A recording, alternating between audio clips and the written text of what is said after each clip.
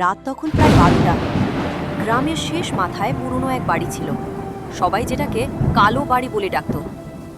বহু বছর ধরে সেখানে কেউ থাকতো না। লোকজন বলতো রাত হলে ওই বাড়ির ভেতর থেকে কারো কান্নার শব্দ শোনা যায়। একদিন সাহস দেখাতে গিয়ে 3 বন্ধু রাহাত, শুভ আর ইমন ঠিক করলো তারা ওই বাড়িতে রাত কাটাবে। হাতে টর্চ নিয়ে তারা বাড়ির ভেতরে ঢুকলো।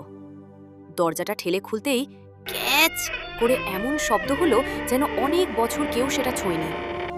ভেতরে ধুলো, মাকড়সার জাল আর পচা গন্ধ। হঠাৎ ওপরতলা থেকে ঠক ঠক ঠক শব্দ ভেসে এলো। শুভ ভয়ে বলল, কে ওখানে? কোনো উত্তর নেই। তারা ধীরে ধীরে সিঁড়ি বেয়ে ওপরে উঠল। টর্চের আলো কাঁপছিল। একটা ঘরের দরজা আধ খোলা।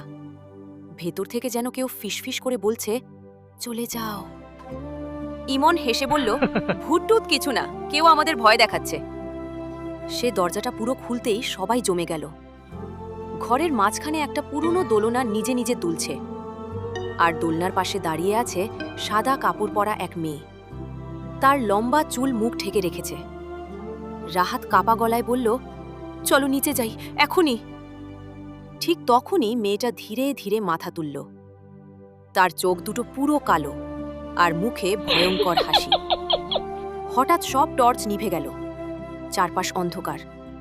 তারপর শোনা গেল ইমনের চিৎকার, ও আমার হাত ধরেছে! রাহাত আর শুভ দৌড়ে নিচে নামতে লাগলো, কিন্তু সিঁড়ির শেষ ধাপে এসে তারা দেখল সামনের দরজা বন্ধ নিজে নিজে। পেছন থেকে ঠান্ডা নিঃশ্বাসের শব্দ, তোমরা এখন আর বের হতে পারবে না। রাহাত ধীরে ধীরে পেছনে তাকালো। সাদা কাপড়ের মেয়েটা ঠিক তাদের পেছনে দাঁড়িয়ে, কিন্তু এবার তার পা মাটিতে ছিল না, সে বাতাসে ভাসছিল।